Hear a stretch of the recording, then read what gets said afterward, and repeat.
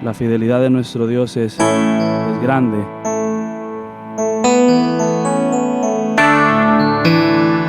Y a Él es quien exaltamos este momento, esta mañana. Y en realidad cada día de nuestra vida. A nuestro Dios fiel.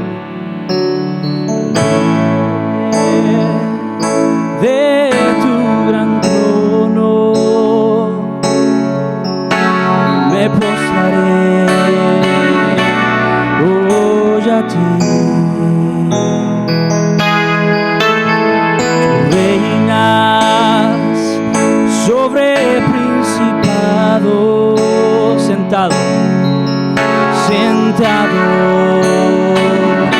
a la diestra de Dios. Al borde de tu gran trono, borde de tu gran trono, me postraré hoy a ti. Tú reinas sobre principados, sentado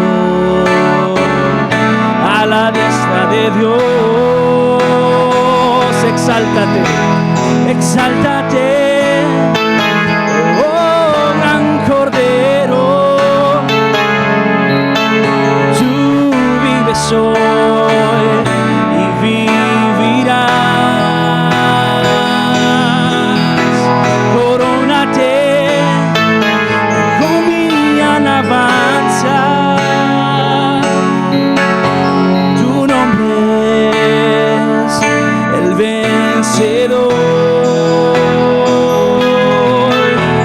Exáltate, oh gran Cordero.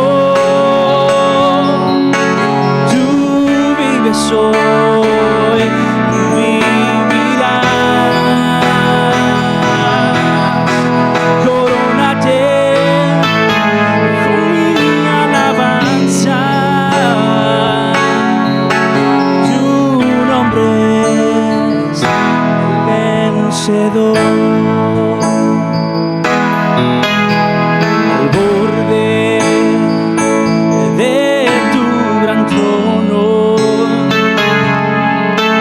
me postraré hoy a ti. Tú reinas sobre principados, sentado a la diestra de Dios. Exalta.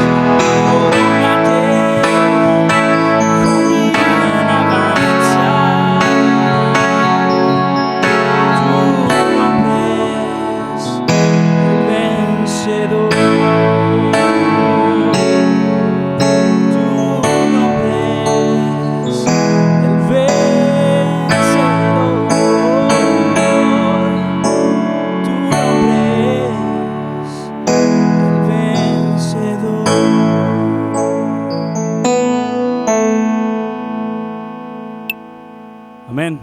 Nuestro Dios es nuestro vencedor. A Él alabamos, a Él glorificamos. Cada momento de nuestra vida debería ser así, porque hay tantas razones, hermanas, por las cuales glorificar a nuestro Dios. Podemos hacer una vida entera contando y hablando al respecto. Nuestro Dios es incomparable.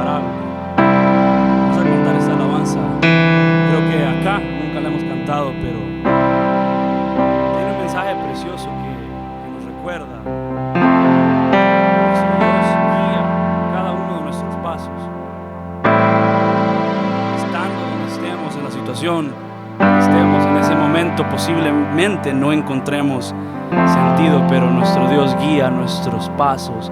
Él guía cada uno de nuestros movimientos.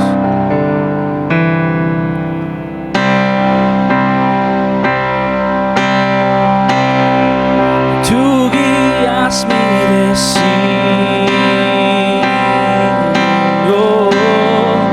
tú guías mis pasos. En ti solo confío. Hoy vengo a tus brazos. No tengo a nadie más que a ti. Eres mi razón de vivir, la fuente de mi vida. Eres tú, mi amigo, mi consuelo. Eres tú. No tengo a nadie más que a ti. Eres mi razón de vivir, solo tú.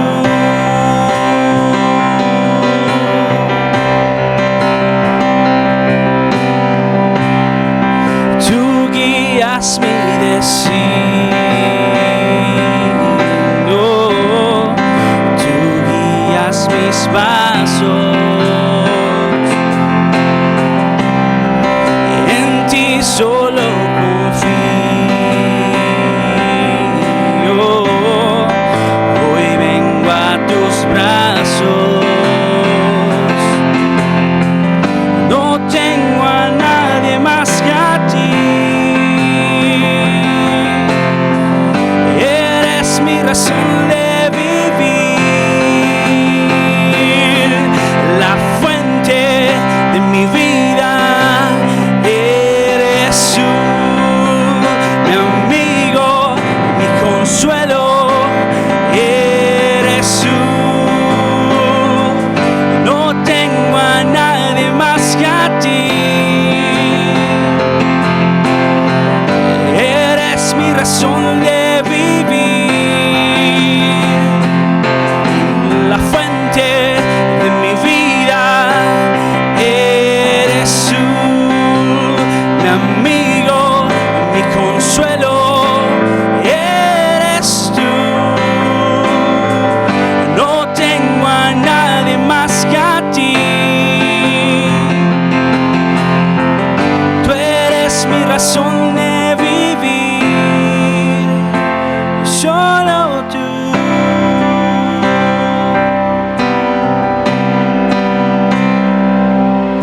La fuente de mi vida. Eres tú, mi amigo, mi consuelo. Eres tú. No tengo a nadie más que a ti. Eres mi razón de vivir, solo tú.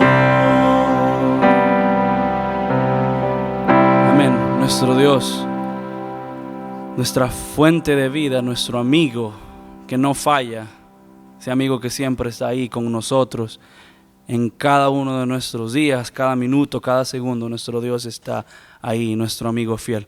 Pueden sentarse, hermanos, hermanas. Vamos a preparar nuestros corazones, nuestras mentes para recibir la enseñanza del día de hoy con nuestro pastor.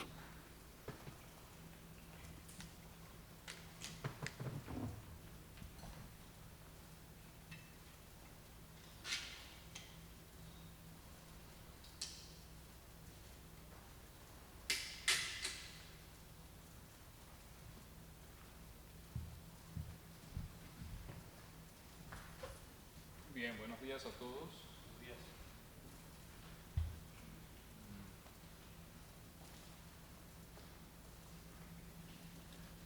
Vamos a orar. ¿Okay? Mientras estábamos alabando, déjame poner eso un ratito, pasaban muchas cosas por mi cabeza.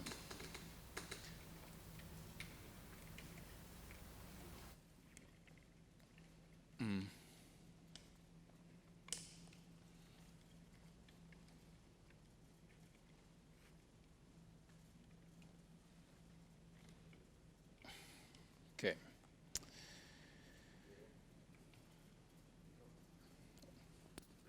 Hola. Bueno, como les comentaba, ¿no? Mientras estábamos alabando pasaban muchas cosas por mi cabeza, ¿no? La situación por la que estamos, o por la que el mundo está pasando, ¿no? Obviamente también las situaciones por las que podamos estar pasando todos nosotros en tono personal también, ¿no? Nuestra iglesia, que yo creo que de alguna manera podríamos decir que es un nuevo comienzo, ¿verdad? De alguna manera por así decirlo, ¿no? Tenemos tanto tiempo, ya varios años, desde que el Señor permitió que se abriese pues la iglesia, y a veces este tipo de cosas suceden, ¿no? Y a veces como humanos obviamente podemos entrar en un tipo de frustración y tantas otras cosas más. Sin embargo, no podemos negar y tener por entendido y saber de que Dios tiene todo bajo control y todo está dentro de la voluntad permisiva de Dios, y sabemos todos nosotros que la voluntad de Dios siempre es buena, siempre es agradable y siempre es perfecta, ¿no? Y hay cosas definitivamente que no podemos entender, pero nuestra función pues no es tratar de entender, sino obedecer y vivir no prendidos, ¿no? de convicción, no convencidos de las promesas de Dios para este mundo a través de nosotros y para nosotros, una vez más en tono personal. Entonces quiero animarte, no te desanimes por lo que pueda estar pasando. Quiero agradecerte también, quiero agradecer tu perseverancia, ¿no? Contra todo pronóstico, porque posiblemente existe la posibilidad de que hayas luchado muchísimo antes de venir aquí. Muchas veces conflictos que tenemos aquí en la mente, ¿no? Temores y tantas otras cosas más. Entonces quiero seguir animándolos a ustedes, ¿no? El remanente que Dios está permitiendo tener este momento en nuestra iglesia para comenzar de nuevo. Y quiero animar a los que todavía pues no han dado ese paso, ¿no? Y razones habrán, ¿no? Y no quiero, vamos a decirme, zambullirme en esas razones. Solo quiero confiar en que estén tomando una decisión correcta, buscando al Señor, y que realmente están siendo dirigidos por Dios, ya sea para estar aquí en la iglesia o para ver el estudio desde sus casas, ¿no? Lo que yo sí puedo decir, ¿no? Como pastor, es que el hecho de estar aquí nosotros reunidos definitivamente tiene otro sabor, otro tono, ¿no? El hecho de ver las promesas de Dios palpables, ¿no? Y ya saben ustedes que quisiera abrazarlos, ¿no? Y esa es la pared que tenemos ahorita en este momento, pero estamos seguros que esto va a terminar. Recuerden que la iglesia son los pulmones de este mundo, ¿no? Muchas veces hemos escuchado decir que lo verde es, ¿verdad? Que los árboles son los pulmones de este mundo. La iglesia son los pulmones de este mundo. Imagínense este mundo sin iglesia, sin un lugar donde podamos reunirnos y escuchar la palabra de Dios, escuchar la voz de Dios. Entonces, como cristianos, obviamente tenemos que pelear, batallar para sacar adelante la obra de Dios, la obra que Dios ha puesto en las manos de todos nosotros, ¿no? Entonces, ánimo, sé perseverante, busca a Dios, vive en santidad, y es un tema del cual vamos a hablar en algún momento también.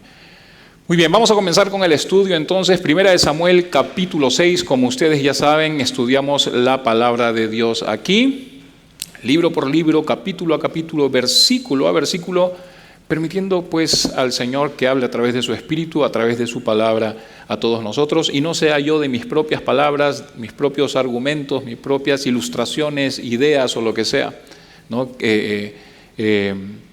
Lo que pongamos aquí, ¿no? En la mesa, vamos a decirlo así, para crecer, porque eso no va a suceder. Es la palabra de Dios lo que nos permite un crecimiento real, no espiritual. Y por eso estudiamos la palabra de Dios de esa manera, sin distracciones. Nunca hemos parado la iglesia.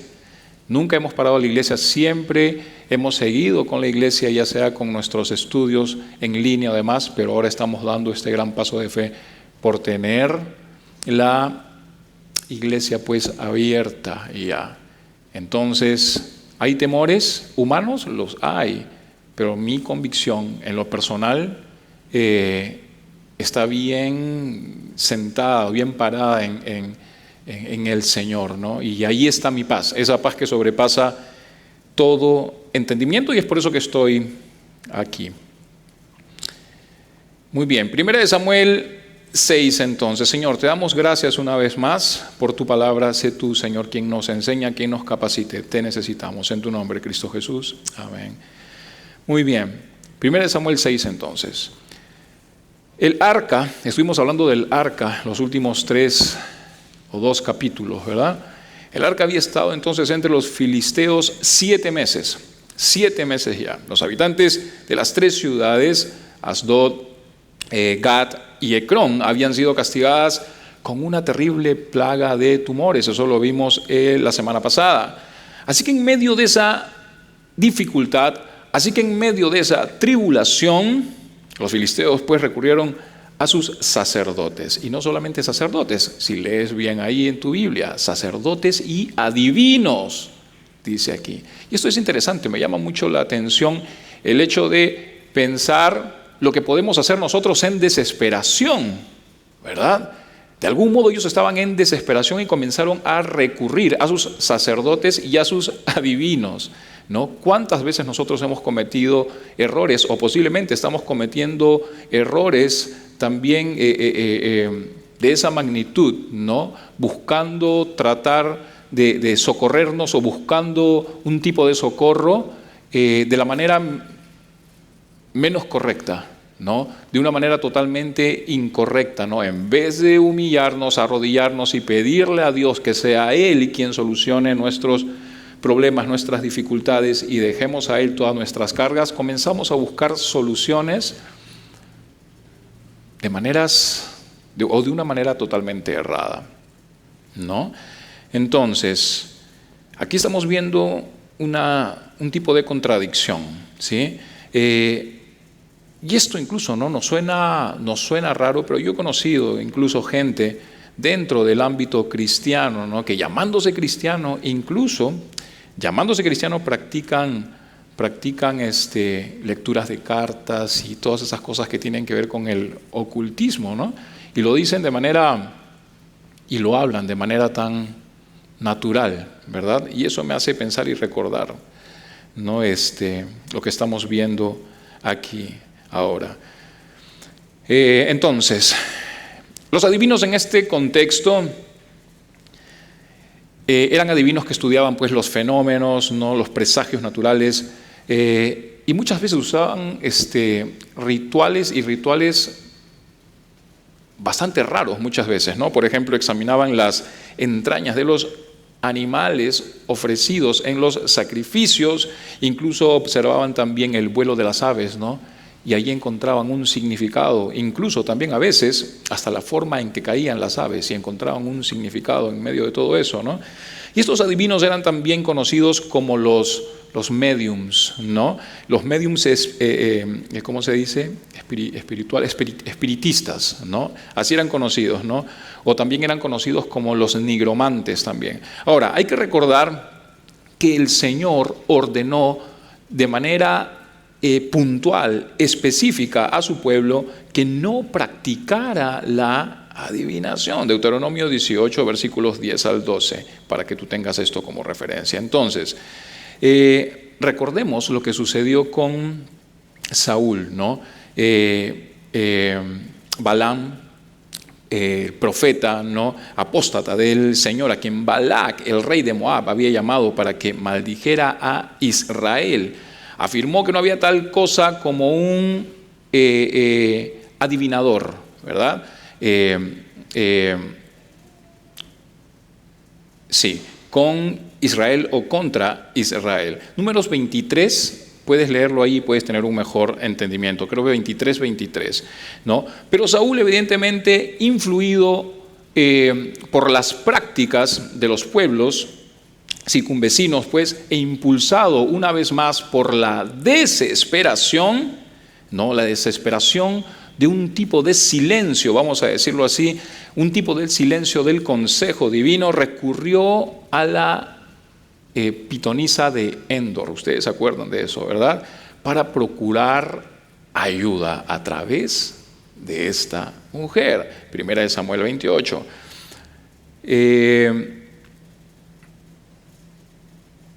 Déjame leer los siguientes versos. Dice: estuvo el arca de Jehová en la tierra de los filisteos 7 meses. Sí, primera de Samuel 6. Estuvo el arca de Jehová en la tierra de los filisteos 7 meses. Entonces los filisteos, llamando, dice, a los sacerdotes y adivinos, preguntaron: ¿qué haremos del arca de Jehová? Hacednos saber de qué manera la hemos de volver a enviar a su lugar. Y ellos dijeron: si enviáis el arca del Dios de Israel, dice, no la enviéis vacía, sino pagadle, dice, la expiación.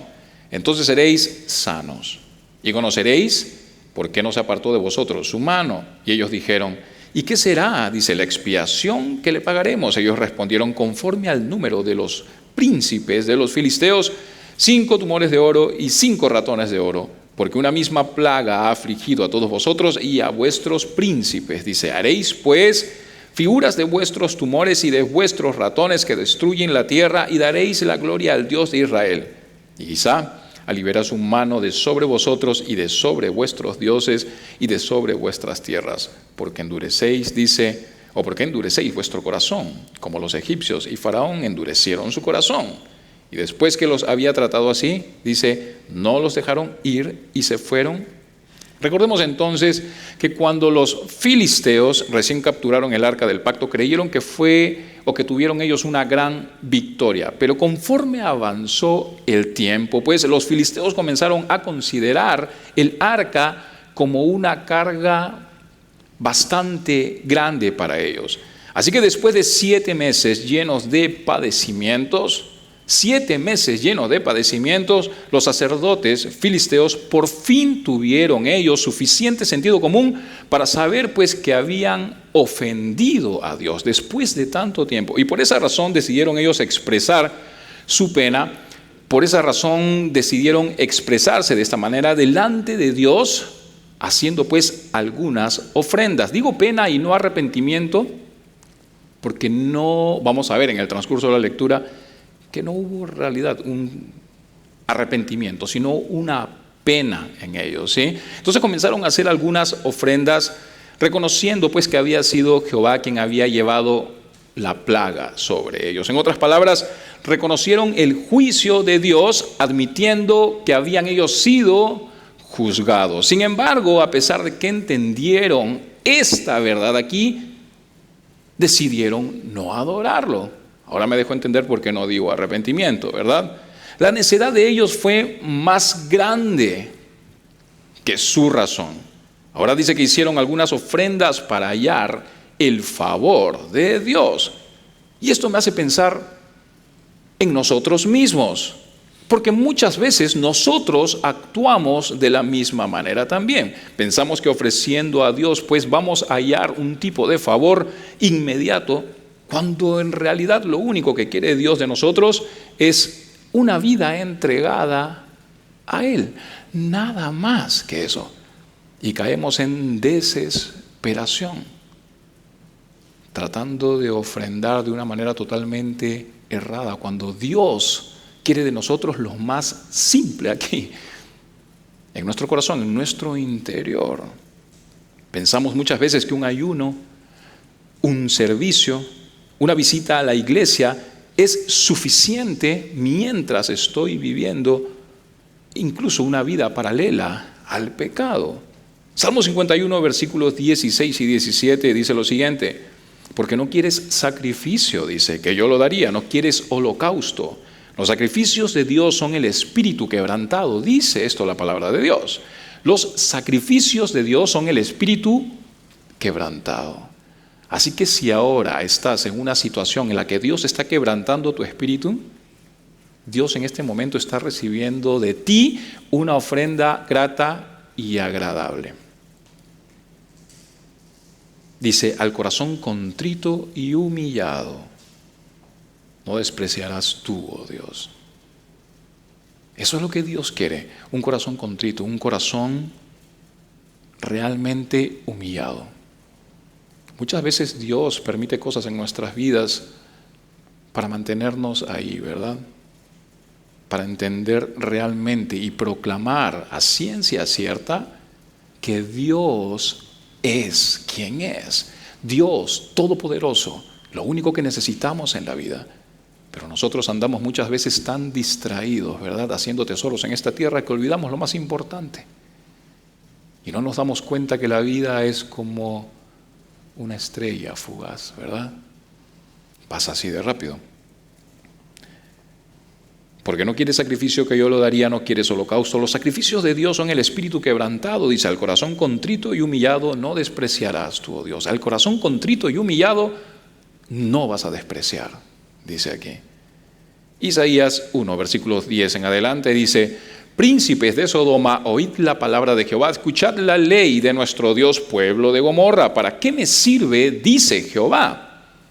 Es lo que dice aquí. ¿Para qué me sirve, dice Jehová, la multitud de vuestros sacrificios? Hastiado estoy de holocaustos, de carneros y de cebo de animales gordos. No quiero sangre de bueyes, ni de ovejas, ni de machos cabríos. ¿Quién demanda esto de vuestras manos? Cuando venís a presentaros delante de mí para hollar mis atrios, no me traigáis más vana ofrenda. El incienso me es abominación, luna nueva y día de reposo, el convocar asambleas. No lo puedo sufrir. Son iniquidad, dice, vuestras fiestas solemnes, vuestras lunas nuevas y vuestras fiestas solemnes las tiene aborrecidas. Mi alma me son gravosas, cansado estoy de soportarlas. Cuando extendáis vuestras manos, yo esconderé de vosotros mis ojos. ¡Wow! Asimismo, cuando multipliquéis la oración, yo no oiré. Llenas están de sangre vuestras manos. Lavaos y limpiaos. Quitad la iniquidad de vuestras obras de delante de mis ojos. Dejad de hacer lo malo. Aprended a hacer el bien. Buscad el juicio. Restituid al agraviado. Haced justicia al huérfano. Amparad a la viuda. Venid luego, dice Jehová, y estemos a cuenta. Si vuestros pecados fueren como la grana, como la nieve, serán emblanquecidos. Si fueren rojos como el carmesí, vendrán a ser como blanca lana. Si quisiereis y oyereis, dice, comeréis el bien de la tierra. Si no quisiereis y fuereis rebeldes, entonces seréis consumidos a espada, porque la boca de Jehová lo ha dicho. ¿Y qué podemos decir nosotros contra eso, verdad? La boca de Dios lo ha dicho. ¿De qué manera nosotros estamos pretendiendo ofrendarle y ofrecerle a Dios? Me pongo yo a pensar en eso. ¿Qué es lo que estamos ofreciéndole a Dios? ¿Qué estamos ofrendándole a Dios? ¿1 hora cada domingo? Entonces le estamos entregando a Dios migajas. Lo que Dios quiere es un corazón contrito y humillado, una vida santa, separada para Él. Dios quiere que tú seas su posesión. Dios quiere que tú seas un esclavo, un doulos. ¿Realmente Dios está en tu vida de esa manera? ¿O nos hemos vuelto simplemente religiosos? Meditemos en esas cosas. Porque si no meditamos en esas cosas y las dejamos pasar, eso tiene mucha importancia. Y de eso va a depender nuestro destino. ¿Me dejo entender? De eso va a depender nuestra eternidad. No abusemos de la gracia de Dios. Podría tocar muchos temas en este momento. Pienso en la salvación, pienso en la santidad, pienso en tantas cosas. Versículos 7 al 9. Dice: haced pues ahora un carro nuevo y tomad luego 2 vacas que críen, a las cuales no haya sido puesto yugo, y uncid las vacas, dice, al carro y haced volver sus becerros de detrás de ellas a casa. Tomaréis luego el arca de Jehová y la pondréis sobre el carro y las joyas de oro que le habéis de pagar en ofrenda por la culpa. Las pondréis en una caja al lado de ella y las dejaréis que se vaya, dice, y observaréis si sube por el camino de su tierra a Bet-Semes. Dice, Él nos ha hecho este mal tan grande, y si no, sabremos que no es su mano la que nos ha herido, sino que esto ocurrió, dice, por accidente. Estamos viendo aquí que los filisteos hicieron, podríamos decir, un tipo de experimento. Ellos pensaban que todas las calamidades de las plagas que venían de Jehová, Dios de Israel, pudieron de algún modo haber venido por accidente. Decidieron dejar abierta la posibilidad de que quizá lo que les estaba sucediendo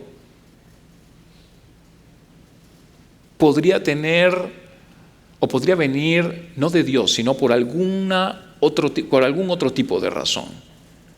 Así que ellos diseñaron, como lo estamos leyendo aquí, otra prueba. Una prueba que pretendía forzar al Dios de Israel a hacer algo milagroso para demostrar que en verdad había sido Él la causa de las plagas que ellos estaban padeciendo. Y esto rápidamente me hace pensar en la manera en cómo podemos nosotros razonar muchas veces. Y me refiero al hecho de querer creer que muchas de las cosas que suceden por accidente, sin intervención divina. Por ejemplo, aquellos que dicen que el universo y la vida fue creada por el Big Bang, ¿verdad? O la gran explosión, como la llaman. Yo espero que en esta sala no tengamos ningún genio pensador que diga que su existencia es un completo accidente. Espero que eso no sea así. Recuerda que todos nosotros tenemos un propósito en la vida. Propósito que muchas veces nosotros dejamos de lado por seguir nuestra propia voluntad como seres humanos, por seguir nuestros propios deseos y pasiones como seres humanos. Nos ponemos nuestras propias metas, tenemos nuestros propios anhelos y nos engañamos a nosotros mismos. ¿Me dejo entender? Dios tiene un plan y un propósito para ti. Y es por eso que estamos aquí. Es por eso que Dios pensó en nosotros. Antes de que tú estés en el vientre de tu madre, Dios ya había pensado en ti. Ya sabemos, y lo he dicho en algún momento, ¿verdad? Los cristianos no tenemos problemas existenciales. Tenemos una vida con propósito. Dios tiene un plan para nuestras vidas. ¿De dónde vengo? De Dios, porque estoy aquí para hacer la voluntad de Dios. ¿A dónde voy? A Dios, ¿no? Pero si quieres de algún modo chamuscarte pues el cerebro tratando de encontrar una falsa respuesta en donde ya la hay, este va a ser un gran problema. Una situación que te llevará a un sentido de total confusión y despropósito en la vida. Y entonces es cuando te haces las preguntas, ¿no? Cuando te haces esa gran pregunta, ¿no? ¿Para qué estoy aquí? Esto es la vida, ¿no? Lo tengo todo, tengo mucho y me falta más. Y vivimos en ese constante afán, ¿verdad? Tengo un carro con 4 llantas, pero vi que el vecino tiene un carro con 6 llantas y estoy esperando que salga el de 8 llantas para yo comprármelo. ¿Me dejo entender? Vivimos en un constante afán. Y eso no nos lleva absolutamente a nada. Vivimos en desesperación y perdemos esa calma, esa paz que Dios quiere darnos para poder pensar en la eternidad. No pensamos en la eternidad. No pensamos en la eternidad. Nuestra mente está enfocada en pensar en los próximos 3 años, 4 años, 10 años. Eso es todo. Esas son todas nuestras capacidades aquí en la mente. Y es triste, porque un cristiano debe pensar en la eternidad. Y es por eso que nosotros no hacemos tesoros en esta tierra, o no deberíamos hacer tesoros en esta tierra, sino más bien tesoros en el cielo. Yo te pregunto una vez más, ¿tienes metas en la vida? Posiblemente sí, pero ¿cuáles y cuántas son las metas que tú tienes para el Señor?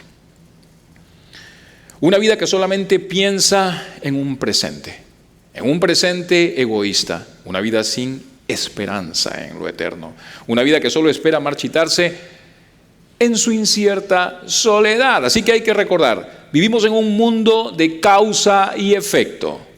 Vivimos en un mundo de causa y efecto en donde Dios es la causa. Sin embargo, el hombre va a preferir siempre creer en las cosas más inciertas y ridículas antes de aceptar las demostraciones visibles del poder de Dios y su providencia. Versículos 10 al 12 dice: y aquellos hombres lo hicieron así, tomando 2 vacas que criaban, las uncieron al carro y encerraron en casa sus becerros. Luego pusieron el arca de Jehová sobre el arca y la caja, dice, con los ratones de oro y las figuras de sus tumores, y las vacas, dice, se encaminaron por el camino de Bet-Semes y seguían camino recto, andando y bramando, sin apartarse ni a derecha ni a izquierda, y los príncipes de los filisteos fueron tras ellas hasta el límite de Bet-Semes, dice aquí.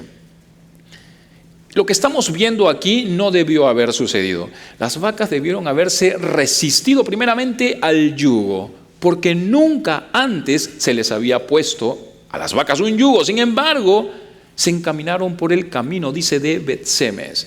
Y no solamente se encaminaron, sino que siguieron sin apartarse, dice, ni a derecha ni a izquierda. Esto a mí me humilla. Me hace pensar que muchas veces las vacas son más obedientes que yo. Me dejo entender y me humilla mucho, porque ya el Señor, y la palabra de Dios lo dice, ¿no? Usó en algún momento un burro. Ahora está usando unas vacas. Lo que estamos viendo aquí era un milagro totalmente increíble, ¿verdad? 2 vacas que nunca antes habían jalado un carro, ni juntas ni por separado, decidieron ir por ese camino, dejar su hogar y avanzar alrededor de 10 millas hacia una ciudad en la que nunca habían estado. Así que dejaron atrás sus propios becerros y siguieron derecho por cierto camino, sin apartarse en ningún momento, sin detenerse, sin desviarse hacia los campos para alimentarse, sin volver atrás para alimentar a sus becerros, sino que fueron directo. Y hay algo interesante aquí. Dice el texto que las vacas iban andando y bramando, dice aquí, lo cual de algún modo pues era un indicador de que las vacas no estaban precisamente cómodas haciendo lo que hacían. ¿Me dejo entender? Sin embargo, aún así, hicieron la voluntad de Dios. No estaban cómodas con lo que hacían. Posiblemente estaban de algún modo batallando. Sin embargo, aún así hicieron la voluntad de Dios. Así que estamos viendo una gran lección aquí para nosotros.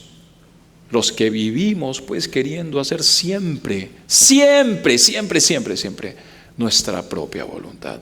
Proverbios 3, versículos 5 al 8 dice: fíate de Jehová de todo tu corazón y no te apoyes en tu propia prudencia. Reconócelo, dice, en todos tus caminos y Él enderezará tus veredas. No seas sabio en tu propia opinión. Teme a Jehová y apártate del mal, porque será, dice, medicina a tu cuerpo y refrigerio para tus huesos. Regresando al tema. Los filisteos entonces de algún modo estaban tratando de desacreditar la intervención de Dios aquí. Solo 2 cosas pueden suceder en medio de una prueba impuesta por Dios en nuestras vidas, ¿verdad? O nos hacemos más fuertes o nos estancamos en nuestra necedad, haciéndonos cada vez más y más rebeldes a la verdad de Cristo en nosotros. Segunda de Corintios 12, versículos 7 al 10 dice: y para que la grandeza de las revelaciones no me exaltase desmedidamente, me fue dado un aguijón en mi carne, un mensajero de Satanás que me abofetee para que no me enaltezca, dice, sobremanera, respecto a lo cual 3 veces he rogado al Señor que lo quite de mí. Y me ha dicho: bástate mi gracia, porque mi poder se perfecciona en la debilidad. Por tanto, de buena gana me gloriaré más bien en mis debilidades, para que repose sobre mí el poder de Cristo. por lo cual, por amor a Cristo me gozo, dice, en las debilidades, en afrentas, en necesidades, en persecuciones, en angustias, porque cuando soy débil, entonces soy fuerte. Así que hay que recordar algo importante. Cuando preferimos no creer que hay un Dios amoroso que se sienta en su trono en el cielo y tiene un plan para nuestra vida, viviremos siempre en temor. Siempre vamos a vivir en temor. Vamos a vivir también en orgullo. Vamos a vivir en completa miseria. ¿Qué? Pero si creemos en el Dios de la Biblia, Jehová de los ejércitos, el Dios de Israel, no hay excusa entonces para tener miedo. Ahora nosotros, el Señor nos está guiando. ¿No puedes ver tú la columna de fuego delante de nosotros? Dios nos está guiando. Dios nos está guiando, no temas. No desmayes porque tu Dios estará contigo en donde quiera que vayas, ¿verdad? No va a haber excusa entonces para sentir tampoco ningún tipo de orgullo o vivir en miseria. Romanos 8, versículos 28 en adelante dice, y sabemos que a los que aman a Dios todas las cosas le ayudan a bien, esto es, a los que conforme a su propósito son llamados. Porque a los que antes conoció también los predestinó para que fuesen hechos conforme a la imagen de su Hijo, para que Él sea, dice, el primogénito entre muchos hermanos. Y a los que predestinó a estos también llamó, y a los que llamó a estos también justificó, y a los que justificó a estos también glorificó. ¿Qué pues diremos a estos? Si Dios es por nosotros, exacto. Lo sabemos de memoria, ¿verdad? Si Dios es por nosotros, ¿quién contra nosotros? Somos indestructibles hasta que Dios decida lo contrario. Así de fácil. Somos indestructibles hasta que Dios decida lo contrario y diga, listo, hecho, siervo fiel. Y allí comenzará todo. Porque creemos en una eternidad. No creemos en un cuerpo inerte, muerto y se acabó y oscuridad. No, nosotros creemos en la eternidad. O, por lo menos, una vez más, deberíamos estar creyéndola. Y los que creen en la eternidad serán conocidos por sus frutos. Por sus frutos los conoceréis. Será fácil reconocer a aquellos que realmente piensan de a diario y creen en la eternidad. Porque están realmente dedicados a Dios. El que no escatimó a su propio Hijo, sino que lo entregó por todos nosotros, ¿cómo no nos dará también con Él todas las cosas? ¿Quién acusará a los escogidos de Dios? Dios es el que justifica. ¿Quién es el que condenará? Cristo es el que murió, más aún el que también resucitó, el que además está a la diestra de Dios, el que también intercede por nosotros. ¿Quién nos separará del amor de Cristo? ¿Tribulación? ¿O angustia? ¿O persecución? ¿O hambre? ¿O desnudez? ¿O peligro? ¿O espada? Como está escrito, por causa de ti somos muertos todo el tiempo, somos contados como ovejas de matadero, dice. Antes en todas estas cosas somos más que vencedores por medio de aquel que nos amó, por lo cual estoy seguro de que ni la muerte, dice, ni la muerte, ni la vida, ni ángeles, ni principados, ni potestades, ni lo presente, ni lo porvenir, ni lo alto, ni lo profundo, ni ninguna otra cosa creada nos podrá separar del amor de Dios, que es en Cristo Jesús, Señor nuestro. Ni el COVID, ¿verdad? Ni una plaga, ¿verdad? Nada nos podrá separar del amor de Cristo Jesús, Señor nuestro. La palabra de Dios en Mateo 24 dice que el amor de muchos se enfriará. Y es lo que está pasando hoy en día. Así que hay que estar alertas, porque pronto Jesús viene. Así que recordemos, Dios aún está en su trono. Y conforme avanzamos en este mundo, Él movimiento pues de todas las cosas nos llevará paso a paso hacia el cumplimiento del propósito de Dios en nosotros. Filipenses 1 versículos 3 al 6. Doy gracias a mi Dios, siempre que me acuerdo de vosotros, dice, siempre en todas mis oraciones, rogando con gozo por vosotros, por vuestra comunión en el Evangelio desde el primer día hasta ahora, estando persuadido de esto, que el que comenzó en vosotros la buena obra, la perfeccionará hasta el día de Jesucristo. Pablo estaba realmente persuadido de que Dios perfeccionaría la obra cada día, pero notemos algo aquí. Notemos que esto sucedería en aquellos que perseveraban en comunión con el Evangelio desde el primer día hasta ahora. Y eso es importante reconocerlo. Porque a veces pensamos que las promesas de Dios nos tienen que caer por default, ¿verdad? No, así no sucede. Así no sucede. Es lo que está Pablo diciendo aquí.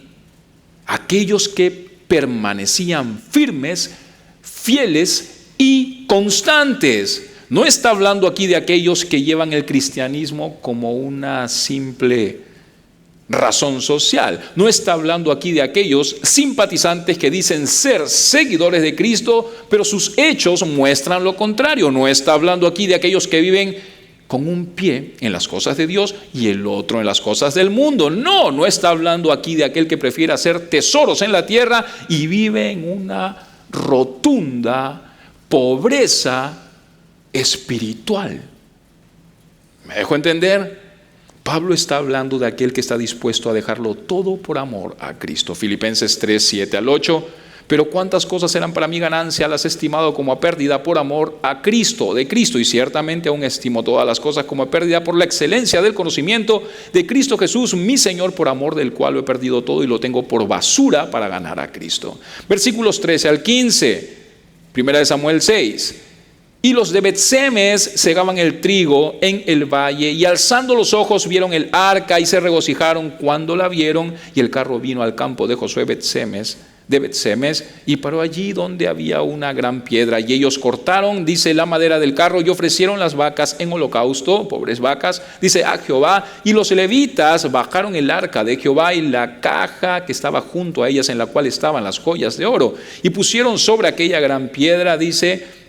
Y los hombres de Bet-Semes, dice, sacrificaron holocaustos y dedicaron sacrificios a Jehová en aquel día. Estamos viendo aquí entonces que ellos sintieron algo parecido a lo que los discípulos sintieron el día que vieron a Jesús resucitado. Prácticamente sintieron que habían recibido a Dios de entre los muertos. Supieron que el Dios de Israel en este momento estaba vivo. Sin embargo, no habían llegado a entender que Dios nunca había estado muerto. No llegaron a entender que Dios nunca los había abandonado, que Dios nunca los había dejado. No llegaron a entender que el arca era solamente una representación de Dios, mas no era el Dios. Así que nada estaba fuera de la voluntad permisiva de Dios. Y ahora posiblemente Dios estaba usando esta situación para enseñarles a depender únicamente de Él. Isaías 41:13. Porque yo soy el Señor tu Dios, que te sostiene de tu mano derecha. Yo soy quien te dice, no temas, yo te ayudaré. Así que posiblemente los israelitas, antes de que apareciera el arca, estaban ellos desesperados, estaban ellos desanimados y sin esperanza, y ahora estaban listos para hacer el holocausto. Cuando vieron el arca, estaban listos para hacer el holocausto. Muchas veces nosotros bailamos y agradecemos cuando vemos los resultados, pero en plena tribulación, muchas veces sucede que nos alejamos de Dios, cuando debería ser lo contrario, ¿verdad? Así que estamos viendo aquí que cortaron la madera del carro y ofrecieron las vacas. Sin embargo, en un sentido estricto, su ofrenda iba en contra de la ley mosaica. Primero ofrecieron animales hembras a Jehová, lo cual estaba prohibido, Levítico 1.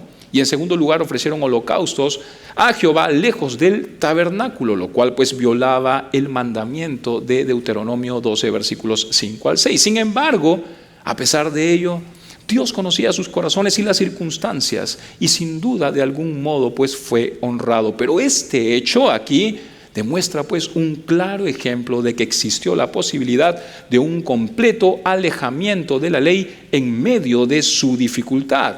Olvidaron aquí, lo estamos viendo, aspectos importantes, quizá porque la ley estaba a un lado mientras ellos trataban de resolver las cosas en sus propias fuerzas. Ya después vemos que los levitas bajaron el arca de Jehová como era ordenado por la ley, ¿verdad? Versículos 16 al 19, cuando vieron esto los 5 príncipes de los filisteos volvieron a Ecrón el mismo día. Estos fueron los tumores de oro que pagaron, dice, los filisteos en expiación a Jehová por Asdod, 1 por Gaza, 1 por Ascalón, 1 por Gat, 1 por Ecrón, dice.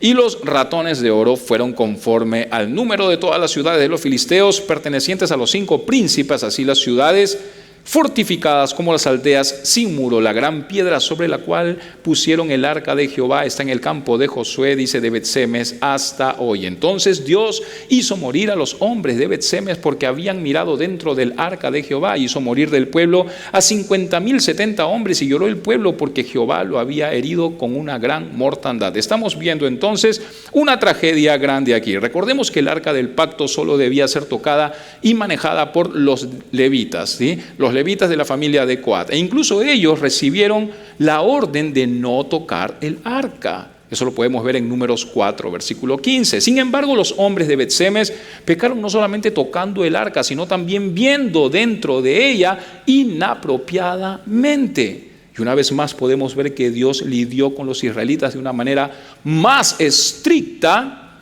de la que había lidiado con los filisteos, quienes acababan de transportar el arca en un carro y de la manera menos adecuada. Pero ¿por qué Dios fue tan estricto con ellos? Pues Dios hizo esto porque los israelitas tenían conocimiento de la ley. ¿Me dejo entender? Tenían conocimiento de la ley. Ellos no eran ignorantes de la ley. Así que ese hecho tuvo como consecuencia la muerte de 50,070 hombres. Ahora, como dato interesante, se dice que en el manuscrito original se menciona a 70 hombres y no a 50,070 hombres. Sin embargo, si este fuese el caso, 70 hombres muertos en semejante pues incidente sigue siendo una gran mortandad, ¿verdad? Tremendo lo que está pasando aquí. Versículos 20 al 21. Y dijeron los de Bet-Semes, ¿quién podrá estar delante de Jehová el Dios Santo? Y una vez más, antes que vaya aquí, me hace pensar en la responsabilidad que nosotros tenemos como cristianos y la mano dura del Señor sobre nosotros por hacer o no hacer lo que deberíamos hacer, sabiendo la verdad del Señor. Versículos 20 a 21. Y dijeron los de Bet-Semes, ¿quién podrá estar delante de Jehová el Dios Santo? ¿A quién subirá desde nosotros? Y enviaron mensajeros a los habitantes de Kiriat Jeraim diciendo, los filisteos han devuelto el arca de Jehová, descended pues y llevadla a vosotros. Estamos viendo aquí que los hombres de Bet-Semes comenzaron a reconocer la santidad de Jehová. Sin embargo, esta realidad no los hizo querer estar más cerca de Dios, sino más bien distanciarse de Él. Hay que tener en cuenta que la idea principal detrás de la santidad no es únicamente pureza moral, sino la idea de ser apartado para Él. Para que lo entendamos mejor, cuando los hombres se encuentran con la santidad de Dios, no necesariamente se sienten atraídos hacia ella, ¿verdad? Por temor de pronto a dejar lo que tu carne realmente aprecia. Mateo 6, versículos 19 al 21. No os hagáis tesoros en la tierra donde la polilla y el orín corrompen y donde ladrones minan y hurtan, sino haceros tesoros en el cielo. Dice, ¿por qué?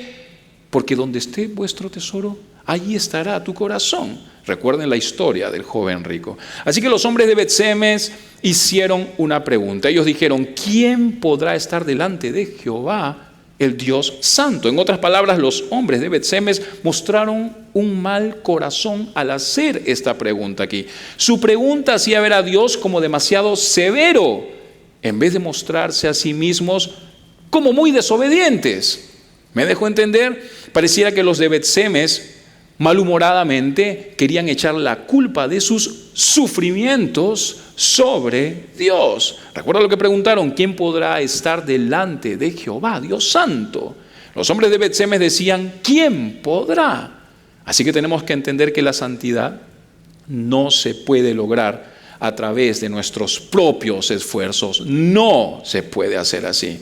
Entendamos que la santidad es recibida cuando somos hechos, hombres y mujeres, nuevos en Jesús. Y esto es por gracia. Esto por los méritos de nuestro Señor Jesucristo y no por nuestros propios méritos. Entendamos que la santidad es parte del nuevo hombre que somos en Jesús, si es que realmente lo somos.